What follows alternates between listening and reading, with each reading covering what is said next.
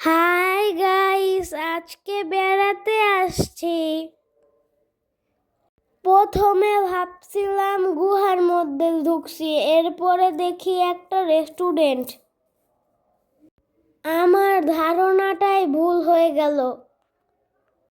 যাই হোক, রেস্টুরেন্টটা আমার অনেক সুন্দর লেগেছে। ছাদের ওপর ছিল রেস্টুরেন্টটা। আমার অনেক ভালো লেগেছে। রেস্টুরেন্টটা অনেক শান্ত ও নিরিবিলি ছিল। মনে হচ্ছিল শুধু আমরাই গেস্ট। আমরা ছাড়া এখানে কোনো লোকজন ছিল না এখন। তো আমি এখন একটু হাত মুখ ধুয়ে নেই, এখন আমি খাবো। খাওয়া শেষ করে আমরা একটু ফটোশুট করব, একটু ঘুরবো, তারপরে বাসায় যাব। আমরা একটা খাবার শেষ করার পর আমাদের আরেকটা খাবার চলে আসছে। এখন আমরা এই খাবারটাও খাবো। বাড়ির খাবার ছাড়া আমার সব খাবারই মজা লাগে গাইস। বাসায় শুধু আমি রান্না করলে আমার খাবারটা একটু বেশি মজা লাগে।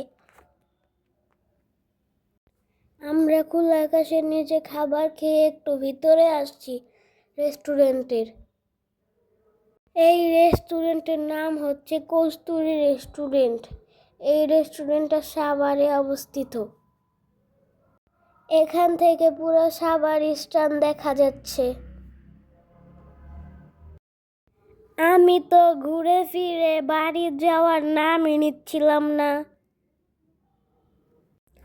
আমার বেড়াতে ভীষণ ভালো লাগে। আর এরকম পরিবেশ হলে তো কথাই নাই। ঘোরাফেরা করতে করতে আমার একটু পানির পিপাসা লেগে গেছে। এখন আমি পানি খাবো। পানি খাওয়া শেষ হলে আমরা একটু ফটোশুট করব। গাইস, আমার তো নাচতে ইচ্ছে করছিল লজ্জাপতি গাছ দেখে। অসাধারণ লজ্জাপতি। এখানে আসলে সবারই ভালো লাগবে আমার বিশ্বাস। আমি তো লজ্জাবতী ফুল ছিঁড়তে গেছিলাম, কিন্তু কাটার ভয়ে আর ছিঁড়তে পারি নাই।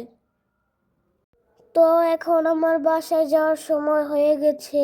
আম্মু বলছিল বাসায় চল, কিন্তু আমি ঢং করছিলাম। তো আমরা এখন বাসায় চলে যাব। সবাইকে আল্লাহ হাফেজ।